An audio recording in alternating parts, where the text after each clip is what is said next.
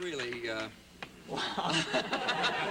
I'm speechless. Well, wait a minute. Let me tell you something. How would you like to be me and run into a cat that you'd never met? You come to London thinking, hey, I'm an American and I got it going pretty good. And 10, 12 years ago, nobody knew over here the name. Right. And suddenly you go see a show, and a mutual friend by the name of Lionel Blair introduced us, and I find out he wrote it, he directed it, he starred in it, and it scared me literally to death. I really mean that. Because to me, this is the man. You see what I mean? I really mean it. As a matter of fact, that collection from those 2 shows, the songs in those 2 shows, up against anything that was written in the pop music in that period of time. Yeah. Well, you 2 boys have said it all for me. Well, good night, Tony. I mean, it's kind of nutty to write a show and have 3... When the show hits New York, there are 3 standards in the show, right? Once in a lifetime, Fool, I guess. Fool, definitely standard, and Gonna Build a Mountain. 3 standards. Those songs will go on forever, man. After you and I are long forgotten. And now you've just finished producing, writing, scoring, and starring in a new film with a very unusual title. Yeah. Would you say the title? Are you going to say it? Or I'm going to try. Can Erroneous Merc ever forget Mercy Hump? Wrong. You better say it. Can Hieronymus Merkin ever forget Mercy Hump and find true happiness? Now, that poses a problem, I think, that raises a question that I think all of us would like to know the answer to. Can you give us any clue as to what the picture's about before we see it? Well, that's what the picture's about, you see. The hero is a guy called Hieronymus Merkin, who falls in love with a girl called Mercy Hump. And what we're all desperately interested to know is, can he forget her and find true happiness? I understand, as a matter of fact, those are a couple of the straighter names in the film. Oh, yeah, we've got some wild names. Polyester Poontang. I know polyester well, yes. How'd you feel about that, Bill? That's who that is. Jesus, when you lose a series, you're so quickly forgotten. But what was the flick that you made about an entertainer? It was a small picture. Yeah, The Small Sad World of Sammy Lee. I like that better than any big movie. You know, every time, man. It was very, very good. Nobody ever no, really, it's like in art theaters and stuff like that. Nobody remembers it. No, except me, because I wanted to do it after I saw you do it. Well, you were at the end of a long line, man, because I said the same thing. Because, you know, Mickey did that same story. That's right, he did Mickey it on Rooney television. did it here in America. It was called Eddie. That's right. Right? Yeah. And then when Tony did it, you know. I did it first as a TV show in England called Sammy. That's right. Yeah. He did it first, did it? He made a wasp version of it called Eddie.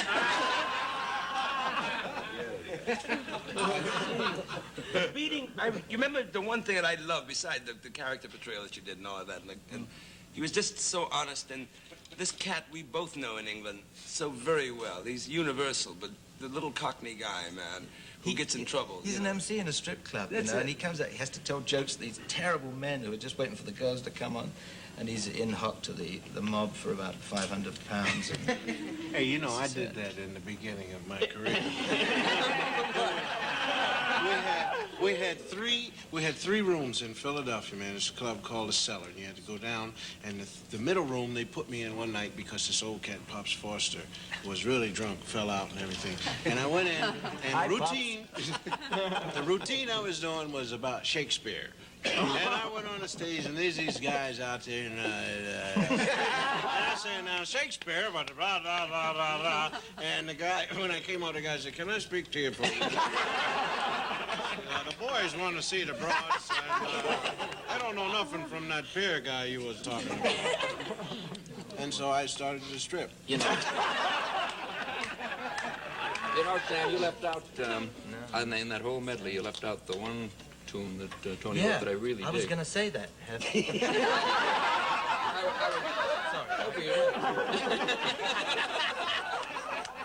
Private joke. I couldn't see the card, I'm sorry. Put a the one song you left out was one of my favorites, and I know you love it. Once in a Lifetime. Yeah. Well, I left it out for a good reason. On purpose. On purpose. Because the music wasn't here yet. We gotta cover up. We cannot take Tonight, things due. Camille? I thought perhaps since... Now I know where he got the other rings from.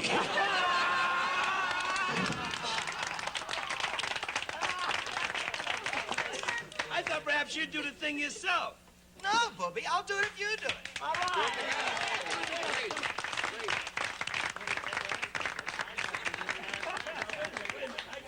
I gotta say something. We got an arrangement. Do you know my arrangement? It's the one I stole from you. I'm not sure I know my song. I don't know your right. Let's see if we can do it. If George did it, it'll be super. Super, super. Hi, George. Super. Super.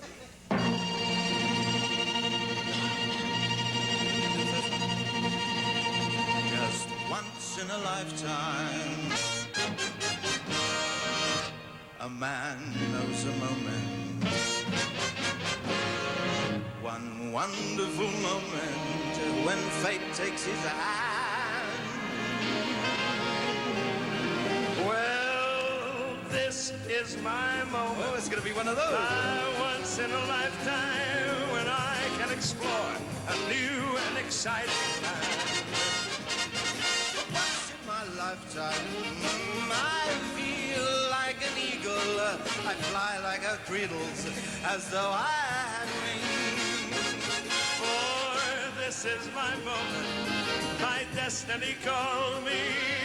And though it may be just once in my lifetime, I'm gonna do great things. This is all that means. Just once in a lifetime, Yeah, baby. a man knows a moment. One wonderful moment when fate takes his hand. And this is my moment. My destiny calls me. And though in my mouth, Just once in my lifetime. once in my lifetime, I feel like a giant. I soar like an eagle, as though I had wings. And the cheatless nation. My destiny called me, And though it may be just once in